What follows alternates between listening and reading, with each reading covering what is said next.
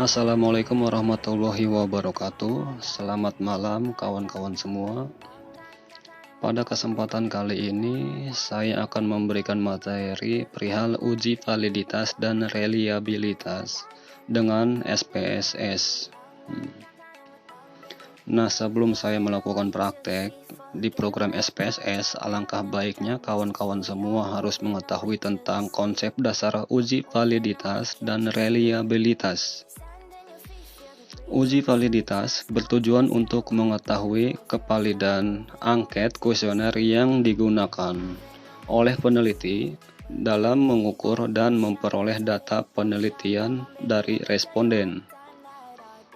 Data yang baik dijadikan instrumen penelitian adalah data yang valid.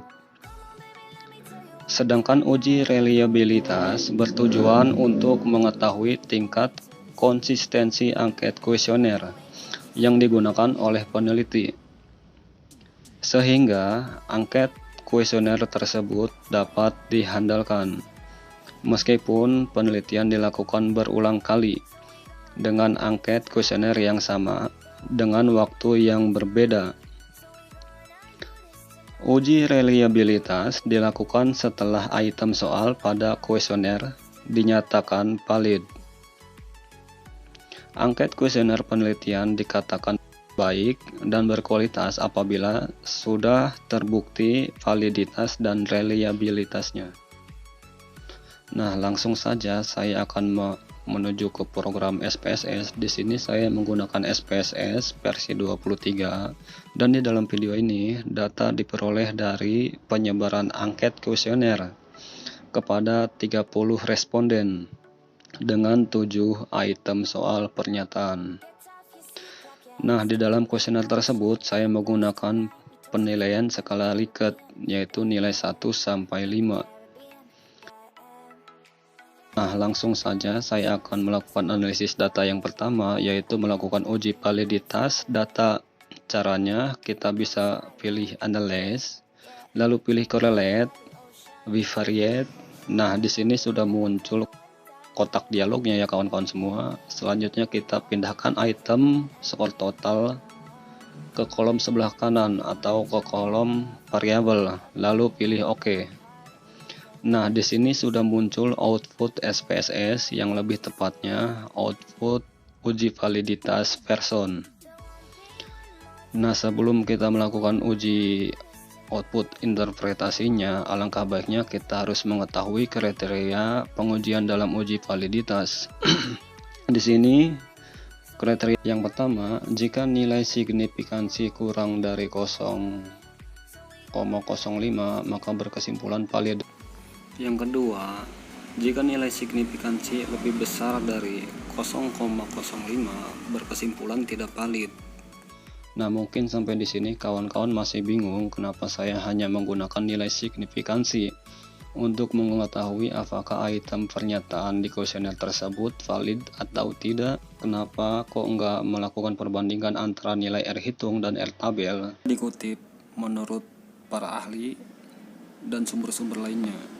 Nah, ini menurut saya pribadi ya kawan-kawan semua. Perbandingan nilai R hitung dan R tabel dilakukan ketika nilai signifikansi tepat di angka 0,05 dan apabila nilai signifikansi kurang dari 0,05 maka bisa ditarik kesimpulan maka nilai item tersebut sudah valid. Nah, selanjutnya saya akan melakukan interpretasi output uji validitas. Untuk item yang pertama, nilai signifikansi yang didapat sebesar 0,041. Nilai ini kurang dari 0,05, maka bisa ditarik kesimpulan bahwa item soal yang pertama sudah valid. Selanjutnya untuk item yang kedua, nilai signifikansi yang didapat 0,00. Nilai ini kurang dari 0,05, maka bisa disimpulkan item yang kedua sudah valid. Dan selanjutnya untuk item ketiga sampai item ketujuh memiliki nilai signifikansi sebesar 0,00.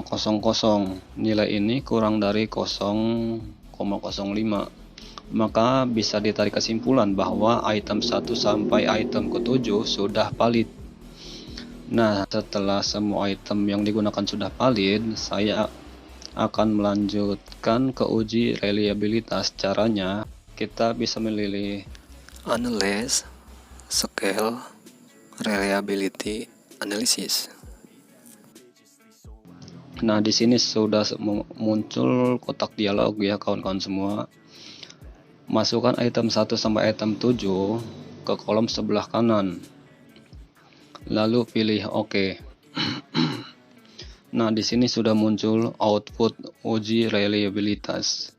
Pada output uji reliabilitas ini, kawan-kawan semua bisa fokus pada tabel reliability statistik.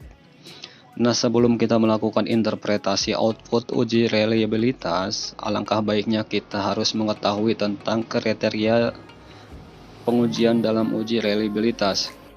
Menurut Imam Ghazali, variabel dikatakan reliable apabila nilai kerombak alfa lebih besar dari 0,70. Nah, di sini dalam output ini nilai kerombak alfa yang didapat sebesar 0,732. Nilai tersebut lebih besar dari 0,70 yang artinya variabel yang digunakan dalam penelitian sudah reliable. Maka bisa lanjut ke uji asumsi klasik. Sekian penjelasan dan cara praktek bagaimana melakukan uji validitas dan reliabilitas di program SPSS. Dan apabila kawan-kawan semua masih bingung uji validitas dan reliabilitas, kawan-kawan bisa berkomentar di kolom komentar. Dan jangan lupa untuk like, subscribe, dan share video channel saya. Dan saya akhiri, wassalamualaikum warahmatullahi wabarakatuh.